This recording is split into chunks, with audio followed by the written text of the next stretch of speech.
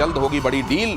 सूत्रों के मुताबिक 97 मतलब 97 अतिरिक्त LCA लाइट कॉम्बैट एयरक्राफ्ट जो होते हैं तेजस MK-1A फाइटर जेट की डील हो गई है। पहले से ही HAL के पास 123 तेजस MK-1A का ऑर्डर है। इसका मतलब क्या है सर खबर का? खबर का मतलब यह है कि हम जो हमारी बैकबोन पहले MiG-21 थी, अब हमारी बैकबोन Su-30 MKI है। हमारे पास जहाज़ों की बड़ी कमी है। अगर आप देखिए जिस तरह से जहाज़ हैं, टोटल हमारे पास 900 जहाज़ होने चाहिए थे, उसकी जगह सिर्फ 500 और 400 के आसपास बचे हैं। तो 400 जहाज़ हमें चाहिए, कहीं से तो कहीं लाना पड़ेगा। उसमें ये बढ़ोतरी करने की कोशिश कर रहे हैं। और जहाँ तक HAL का सवाल है, HAL के पास 2 लाइन्स थी, उन्होंने एक लाइन और स्टैब्लिश की है। एक लाइन 8 जहाज़ बनाती है हर साल।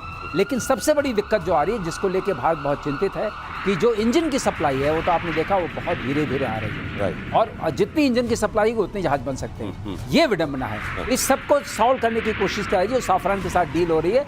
अपने आप में हमें जो अभी MiG-21 भी रिटायर कर जा रहा है, फाइनल स्क्वाड्रन, हम सब जानते हैं। तो इसलिए ये जितनी जल्दी आ सके उतना ही इंडियन एयरफोर्स के लिए ये ज़रूरी भी है और इंडियन एयरफोर्स का स्वागत करेगा। इसके अलावा एक हम बाहर से भी लेना चाहते हैं, गैप फिल के लिए एक और खेप लेना चाहते हैं 113 जहाज़ों की। तो वो इसलिए है कि गैप फिल करना पड़ेगा आपको, तो शायद वो होगा। हाँ, मैं एक सर विद परमिशन मैं ऐड कर दूं। बात यह ना कि आत्मनिर्भरता बहुत अच्छी चीज़ है और होनी भी चाहिए कि हम लोग अपना तेजस बना रहे हैं Mark 1 Mark 2। But the fact of the matter is कि अब आपकी स्क्वाड्रन स्ट्रेंथ हो जाएगी करीब 30, जो 32 है आज वो 30-29 हो जाएगी। And this is not okay. You are facing a dual threat. कलूसिविटी की बात करते हैं फौज में हम लोग, चाइना पाकिस्तान एक जगह, और चाइना जिस तरीके से बना रहा है, जैसे बिस्किट होते हैं ना भाई, बिस्किट की तरह एयरक्राफ्ट बनाता है चाइना। एक दिन में 5-5 ऐसे निकल रहे हैं खड़ा खड़ा। यहाँ पे हो नहीं रहा। यहाँ पे इसे आपको एक बार करना पड़ेगा। आत्मनिर्भरता अपने साथ चले।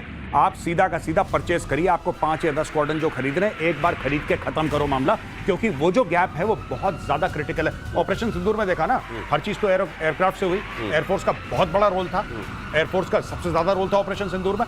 आपके जब फ्लाइंग प्लेटफॉर्म्स ही नहीं होंगे, आपके पास फाइटर जेट्स नहीं होंगे, आप लड़ोगे किस तरीके से? खरीद के खत्म करो। एक बार खत्म करो, बाद में आत्मनिर्भरता चलती रहे। आत्मनिर्भरता की तरफ तो कदम बढ़ाने, लेकिन अभी वाला डेफिसिट पूरा करने के लिए जो करना पड़े वो करना चाहिए, क्योंकि खतरा 2 फ्रंट से है। और आर्थिक संकट से जूझ रहे पाकिस्तान में तबाही की आहट वाली खबर भी देख लीजिए। पाकिस्तान में फटने वाला है कर्ज बॉम्ब। पाकिस्तान पर 6.50 लाख करोड़ रुपए का कर्ज। समय पर कर्ज नहीं चुकाने पर घोषित हो सकता है डिफॉल्टर। हालांकि इसका डर पाकिस्तान को लगता होगा मेजर गौरव। ना भाई, ये सब देखो, ये सब पाकिस्तानी कहते हैं कि इज्जत आने जाने वाली चीज है। इसमें स्ट्रेस नहीं लेना चाहिए कि बेइज्जती कर देंगे लोग, हम डिफॉल्ट हो जाएंगे। ये सब लाहौरियों के लिए इज्जत आने जाने वाली चीज है। और मैंने जैसे पहले भी बोला था कि बेइज्जती उतनी लगती है पाकिस्तानियों को महसूस जितनी होती है ठंड जैसे। हाँ, ठंड जैसे। वो कंबल ओढ़ लिया, कम हो गई ठंड। They are like that. अब देखिए, ये जो पाकिस्तान डिफॉल्ट कर जाएगा, पाकिस्तान डिफॉल्ट कर जाएगा, ये आज का खेल थोड़ना है। ये तो कई सालों से हम सुन रहे हैं। पर पाकिस्तान डिफॉल्ट नहीं करता, क्योंकि दुनिया में कई पैर हैं। एक नहीं तो दूसरे को पकड़ लो। देखो, आप पकड़ते रहोगे पैर। अगर टोटल आप देखो कितनी बार पाकिस्तान ने लोन लिया है वर्ल्ड बैंक और IMF से, तो मिला के तकरीबन 50 बार ये उनको चूना लगा चुका है।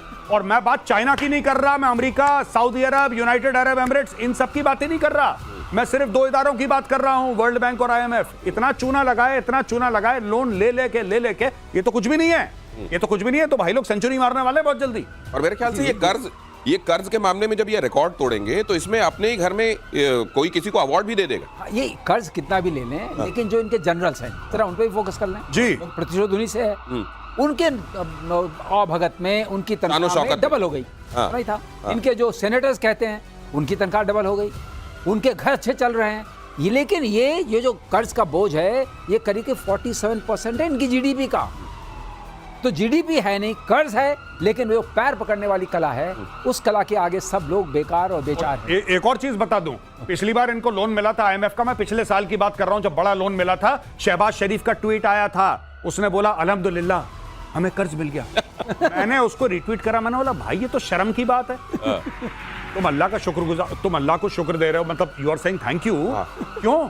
ये तो शर्म की बात है। फिर पाकिस्तानियों ने अपने प्रधानमंत्री को ट्रोल करा, नालायक है, ये कोई लिखने वाली चीज है। फिर आगे से उसने अल्हम्दुलिल्लाह लिखना बंद कर दिया। ये सबको यही कहता है कि मैं आपको मुबारकबाद देता हूं कि आपको कर्ज मिल गया। मुबारकबाद दे रहा है पाकिस्तानी कौम को कि तुम्हें कर्ज मिल गया है। खुश रहो, आबाद रहो। दिल्ली नहीं इस्लामाबाद रहो, खुश रहो।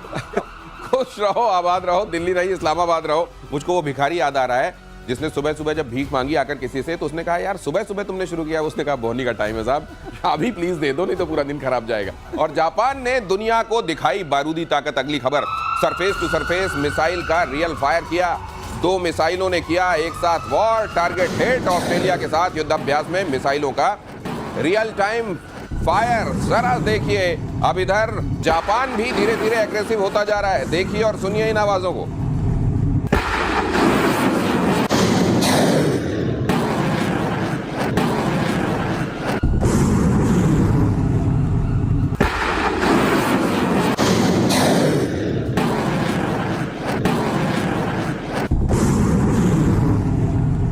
देखिए ऐसा इसे सेल्वो फायरिंग कहते हैं। हाँ, कि आप एक के बाद आप जो फायर, साल्वो फायरिंग, एक के बाद दूसरा। इससे क्या होता है, हिट प्रोबेबिलिटी टारगेट की बहुत बढ़ जाती है। अच्छा। नॉर्मली हिट प्रोबेबिलिटी जो होती है वो 80% के आसपास होती है। सेल्वो फायरिंग, अरे वैसे जैसे भरतल बंदूक होती है सर, हाँ। वो झर्रे एक साथ निकलते हैं तो कईयों को लग जाते हैं वैसा ये वाला। 2 जाते हैं, 2 में से बहुत ज्यादा प्रोबेबिलिटी बन जाती है, हिट की सर्टेनिटी आती है। सेल्वो फायरिंग। अब आपने बड़ी अच्छी बात पूछी कि जापान क्या कर रहा है। ये तो बड़ा शांति वाला दूत था, इसने कहा था हम मिलिट्री रखेंगे नहीं, वैसे काम चलता था और ये अमेरिका के प्रोटेक्शन में था। लेकिन अगर आपके कान के पास से नॉर्थ कोरिया रोज मिसाइल फेंक रहा है तो आप कुछ करेंगे ना। ये वो वाली बात है। और ऑस्ट्रेलिया के साथ ये अब वो कर रहे हैं। लोगों ने देखा कि ये नॉर्थ कोरिया को कंटेन करने के लिए जिस तरीके का इनका वो टापू है, इट्स एन आइलैंड कंट्री, तो आइलैंड कंट्री को अपने आप को बचाने के लिए इन्होंने देखा कि हर आदमी, इनका जो अनुभव हुआ है यूक्रेन रशिया वॉर को लेकर के या इजराइल का इसको लेकर के हुती वगैरह, इन्होंने ये समझ लिया है कि you are on your own. चाहे कोई आपकी मदद करने को खड़ा हो, लेकिन you are on your own. और जो पिटाई यूक्रेन की देखी है, क्योंकि यूक्रेन जो दूसरों के सहारे उसने लड़ाई शुरू की, अब इसको समझ में आ गया है कि मुझे अपने को बचाने की शक्ति लानी पड़ेगी, उसी तरह शक्ति संतुलन बनाना पड़ेगा, उसी तरह एक्सरसाइजेस करनी पड़ेंगी। ये उसी के कॉन्टेक्स्ट में हो रहा है, उसी की कड़ी है ये। और तुर्की ने बनाया हाइपरसोनिक बैलिस्टिक मिसाइल। अगली खबर देखिए, तुर्की ने सबसे घातक मिसाइल लॉन्च की। मिसाइल का नाम रखा टाइफून ब्लॉक 4। पाकिस्तान को ये नाम अच्छा नहीं लगा होगा, उसने कहा ये नाम हमसे पूछ लेते क्या रखना। टाइफून की जगह पाकिस्तान करा हमें दो पेंट लगाओ तूफान, और अच्छा टाइफून का करो तूफान, आगे बढ़ाओ पाकिस्तान। लेकिन ये टर्की अपने आप को कैसे तैयार कर रहा है आने वाले दिनों के लिए, क्या दिखाई दे रहा है? टर्की को ये है कि टर्की ये देखिए कैसे घेर के खड़े हैं वहां इस मिसाइल को सब सारे के सारे। हाँ, अब यहाँ पे फट ना जाए, ये भी है सही बात है। पाकिस्तान से इन्फ्लुएंस तमाम कंट्रीज के सामने ये समस्या तो रहती है। पता लगा ये भी ग्रीन है वैसे। हाँ ग्रीन है, और सेल्फी ले रहा, कहीं यहीं पे खेल हो जाए इसका। खैर एनीवे मैं आपको बताता हूँ बेसिकली क्या है कि ना, this is to position Turkey as the leader of the Muslim उम्मा। अच्छा, ठीक है कि हम ये मिसाइल बना रहे हैं, हम ये, क्योंकि और कोई मुस्लिम देश ऐसे बना नहीं रहा है जैसे टर्की बना रहा है। पाकिस्तान भी इंपोर्ट कर रहा है, टर्की है। टर्की हो सकता है कि कहीं से टेक्नोलॉजी उसने ली हो, पर ज्यादातर टर्की की मैन्युफैक्चरिंग इस मामले में ठीक है। तो टर्की अपने वेपन्स बना रहा है। पूरे 57 मुस्लिम कंट्रीज में कौन सा देश है जो इतना कटिंग एज मिलिट्री इक्विपमेंट बना पाता है? पाकिस्तान बना नहीं पाता, उसको सब भीख में मिला है चाइना से। ये टर्की एक है। तो Turkey is trying to position itself, जो उसके जियोपॉलिटिकल थ्रेट्स है, साइप्रस को लेके, ग्रीस को लेके, फलाना ढिमका, जो सीरिया में मामला अनसेटल हो, वो सब अलग है, वो अलग मैटर है। लेकिन जो टर्की अपने आप को ये सब बना के दिखाना चाहता है कि भाई मैं भी।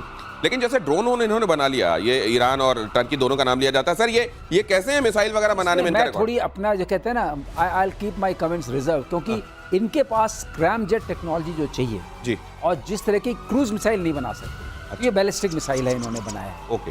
और जो टेक्नोलॉजी हाइपरसोनिक के लिए चाहिए बाद में आने के लिए, सीकर जब तक ठीक नहीं होगा, आपकी एरर प्रोबेबिलिटी बहुत बड़ी है, तो निशाने पर नहीं जाएगा। अच्छा। तो निशाने पर जाएगा कि नहीं जाएगा ये बात आगे तय होगी। और दूसरी बात ये है, ये पेलोड कितना ले जाएगा, कितना ले जाएगा, क्योंकि जब आप बैलिस्टिक मिसाइल फेंकते हैं तो आपके पास कम से कम 500 किलो से ऊपर ले जाने की क्षमता होनी चाहिए। वो क्षमता कितनी होगी? आपने स्पीड ले ली तो क्या सामान भी ले आ सकेंगे? अभी इसके बारे में थोड़ा जानना पड़ेगा, क्योंकि जो टेक्नोलॉजी इनके पास है वो ड्रोन के लिए तो ठीक है, ऐसी मिसाइलें उसके लिए ठीक है, लेकिन इस तरह की बहुत ज़्यादा मारक क्षमता वाली, जैसे आपने अग्नि 5 कल आपके शो में बात हुई थी बंकर बस्टर वाली, वो क्षमता नहीं है। तो ये दिखाने का ठीक है, ये दिख भी हाथी के दांत टाइप का रहा है, देखिए जैसे हरा पेंट कर दिया हो, दिखाने वाला है, लेकिन खाने वाला कितना है ये तो टाइम तय करेगा। बहरहाल एक नाम टाइफून ब्लॉक 4 टाइप का दे दिया गया, और दिखाने के लिए एक बड़ी सी मिसाइल, एक बड़े से ट्रक में कितने चक्के हैं अगर आप गिन लीजिए इनको, इसमें लादकर भेज दी गई है। और यूक्रेन में जेलेंस्की के खिलाफ बगावत, उस वॉर फ्रंट में क्या चल रहा है? विरोध में हजारों लोग सड़कों पर उतरे। क्या करेंगे अब ज़ेलेंस्की? राजधानी कीव समेत कई शहरों में प्रदर्शन, जंग के बीच लोगों का पहला बड़ा प्रदर्शन है ये। अब आजिज आ गए, अब इनका ये वाला चूरन कम से कम वहां पर जनता और चाटने के लिए तैयार नहीं। जनता बहुत परेशान है भाई, वहां पे 3 साल से ऊपर दिनेश भाई वहां पे युद्ध चल रहा है, हजारों लोग मारे गए, अरबों डॉलर की प्रॉपर्टी खत्म हो गई है, इनको कुछ नहीं पता। देखिए ना, एक ये उम्मीद होती है कि किसी ने हमारे ऊपर अटैक करा और हम वापस हमला करेंगे, हम अपने देश को बचाएंगे। वो जज्बा धीरे धीरे या फिर बड़ी तेजी से वो खत्म हो रहा है यूक्रेनियंस में। और अब ये पूछ रहे हैं अपनी लीडरशिप से कि भाई साहब ये लड़ाई खत्म कब होगी? ये तो खत्म होने का नाम नहीं ले रही। ट्रम्प से बड़ी उम्मीदें थी 24 घंटे के अंदर। लेकिन वो जो आप कहते हैं अभी चुप रहो अभी लड़ाई चल रही है, वो चलता रहे। वही है। इसने चुनाव सब स्थगित करवा दिए। ये कह रहा है कोई चुनाव नहीं होगा, मैं ही बॉस हूं। और ट्रम्प ने पहले चुटकी बजाई 24 घंटे, अब पता लगा 24 घंटे कहना बंद कर दिया, अब सिर्फ चुटकी बजा रहा हूं। बोला नहीं, दिनेश जी, एक बात इसमें और हो गई है। इन्होंने अभी क्या किया, इनके ऊपर बड़े वो आक्षेप लगे कि करप्शन हो रहा है। तीनों एक लॉ लेके आए, जो करंट ट्रिगर ये है, एक लॉ लेके आए, वो था national anti corruption bureau establish किया। उस तरह का एक लॉ लेके आए जिसमें उन्होंने उसको सेंट्रलाइज कर दिया कि president of Ukraine will only decide कि क्या होना है, किसको आप किसके पीछे पड़ेंगे, किसके पीछे नहीं कितना पड़ेंगे, करप्शन करना है। उसके चक्कर में लाइव में, कीव में 4 जगहों पे प्रदर्शन हुए हैं। अच्छा, और वहां से कुछ वो भी आए हैं। तो इसका मतलब जनता इस बात से नाराज है कि करप्शन हो रहा है और तुम ही उसके रखवाले बन के फैसला करोगे कि करप्शन। जनता को समझ में आ गया है कि ये क्यों वॉर चल रही है, और इसलिए चल रही है। सामान बाहर से आएगा, उसका कोई ओवरसाइट नहीं है, कितना पैसा कहाँ गया, किसने लिया, कैसे लिया। बिल्कुल ओलिगार्क्स की कंट्री है, इसमें कोई शक नहीं है। यूक्रेन भी ओलिगार्क्स की ही कंट्री है, जहाँ कुछ बड़े रईस लोग हैं और सारा धन संपत्ति उन्हीं के पास है। ये इनका पाकिस्तान वाला ही मामला है दिनेश भाई। जैसे पाकिस्तान टेररिस्ट कंट्री है, लेकिन आपने बोला ना कि यूनाइटेड नेशंस में एंटी टेररिज्म वाले ग्रुप का हेड होगा ये।